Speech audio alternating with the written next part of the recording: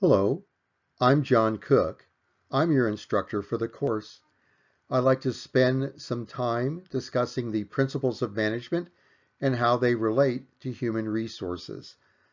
So the subtitle of this lecture is, How do these puzzle pieces fit? And I'd like to answer that question. The intent is to fill in this three-dimensional figure. It's actually going to be 4 dimensions when we get done, so that you can start putting the bits and pieces together in their proper places. Think of it like a mail sorting set of shelves. You've got a particular place to put different items, and if I can label these on these 4 dimensions, then we can start sorting out the principles of management and where to start putting things. First, let's do a vocabulary lesson. The first word is taxonomy. A taxonomy is a grouping or a classifying of things. You probably remember this from biology. We were breaking things into plants and animals broke down into invertebrates and vertebrates. So we could break things into its different categories. So as we go through our principles of management, we're going to be looking at the taxonomy of the management system. Another word will be parse. To parse is to break apart a sentence into its components. What we're going to be using here is a specialized meaning, which is to examine in a minute way. So get ready. We're going to look at the principles of management and parse it out. A third word for our vocabulary lesson is correlate.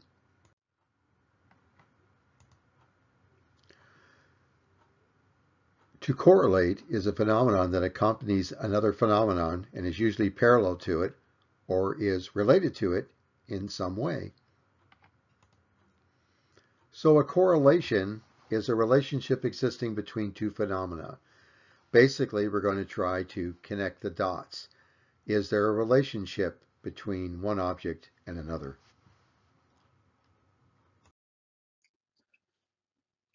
The bottom line that I want you to take away from this is a triple bottom line.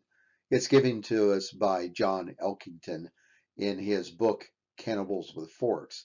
He came up with 3 critical bottom lines: profit, people, and planet, the 3 Ps. So as we proceed through here, remember our foundation is the triple bottom line: profit, people, and planet. Now let's lay the foundations of business. Just say out loud, me and company. Go ahead, you do it. Me and company. Start thinking like a small business. First, we need to lay the foundation, the bottom line. As shown here, it's going to be about ethics and social responsibility. In a multiplication equation, we would like whole, positive numbers.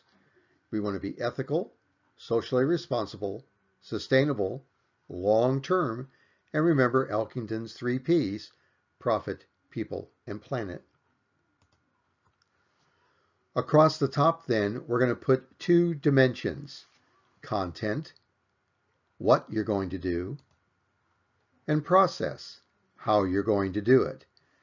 And as we stated before, we're going to be multiplying whole positive numbers. Now let's discuss on the left the 5 content items. The first is production, goods, services, and ideas. Then marketing, research and development, and finance. What I'd like to do now is also provide our 5th element, which is human resources.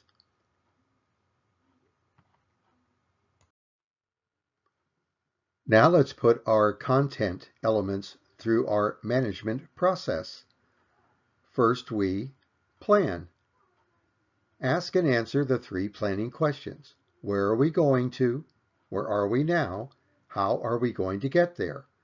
Once you make a decision on how you're going to get there, state that as an objective. Then we get organized.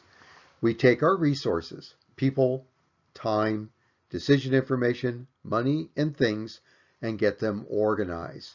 We put them into sequence, we allocate them, we actually start getting ready to spend the money and gather the things. Then we move on to directing. Actually get the work done. Managers direct the work. While we're directing the work and afterwards we're evaluating, we're in the control step. Ask and answer the 5 control and evaluation questions. What went right? What went wrong? Why was it wrong? What should it be? Focus back on the objective. And what will we do next time? Things that are going right, sustain them and keep them. Things that are going wrong, correct them and try them again. From control, we move back to our plan step, especially to the question of where are we now? You want to know where you are now? Look at the results of your previous control steps. So you can take each of the content functions and put them through your management process. In this course, we're going to focus on human resources, planning human resources, organizing human resources, directing human resources, controlling and evaluating human resources, and taking what we've learned and plug it into our next planning for human resources. Well, now we can fill out 2 of our 4 dimensions. Notice that the dimension I have running off to the horizon is the management cycle, planning, organizing, directing, and controlling. Across the bottom, the X horizontal axis, I've got our 5 business functions: production, marketing, research and development, human resources, and finance. Well, now we have the vertical, the Y-axis functions. Let's take a look at that. It's going to be the levels of the organization. We're going to take a look from the entire overarching organization and then its subdivisions and teams as we get down all the way down to the individual. Our management courses are arranged in such a level of organization. Management 449 is strategic management, which takes a look at the entire organization and the strategies to be employed in managing an entire organization. Management 332 is organizational theory and behavior, which looks at the interactions of all 3 levels of the organization. Management 320, human resource management, deals at the individual level. How do we manage job descriptions, then hiring against that description, training, developing, disciplining, rewarding, and then getting off into pay and benefits. So human resource management's down at the individual level. Well, let's put it all together. Ta-da! There's 3 of the dimensions. So we have the content functions running across the bottom. Running off to the horizon is the management cycle, the process functions. We've got the 3 levels of the organization, and the 4th dimension is time. We're going to have to sort things out, parse the principles of management, and put them in their proper places. Have you ever put together a 1,000-piece puzzle? You've seen them at the store, or got them yourselves. You got 1,000 pieces in there. What do you look at to help assemble the pieces? The cover on the puzzle box. And there you're looking at it. There's the cover to your management puzzle.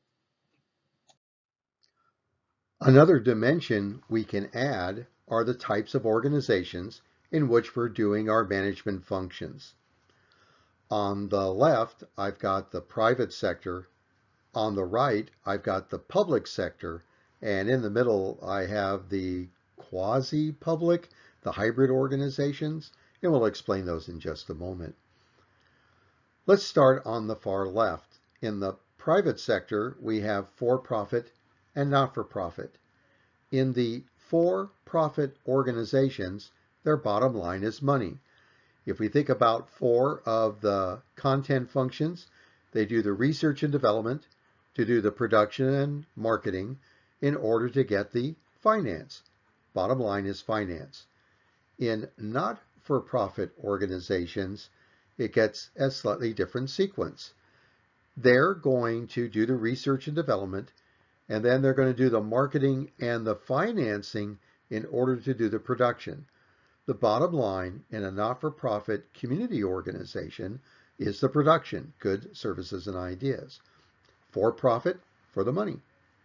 Not-for-profit, doing it for the production. Red Cross and their assistants, Save the Whales, educational organizations like St. Ambrose University. On the far right, we have the public sector, our federated levels of government, federal, state, county, and local. In the middle, I have those hybrid or quasi-public organizations such as port authorities, airports, and municipal transportation, like the bus line that we have in Davenport, Iowa. They're quasi-public. Let's talk about the people in these two types of organizations. In for-profit, we're used to having employees. The whole relationship among the people is employer-employee relationships. But somebody else different shows up in our not-for-profit and government organizations. Yes, we have employees, but we also have volunteers. So human resources inside not-for-profit and government and these quasi-public, they can not only have employees, they also have volunteers. Just one more little differentiation. As you do your academic studies, for-profit organizations use business administration, and not-for-profit and government organizations use public administration. Thought you'd like to know. Ta-da! There's the cover on your management puzzle box. While the box contains thousands of pieces, you now have a picture on the cover on the box. There's your bachelor's in business administration, your master's in business administration, your doctorate in business administration. All those pieces need to be studied and assembled, but you have them now.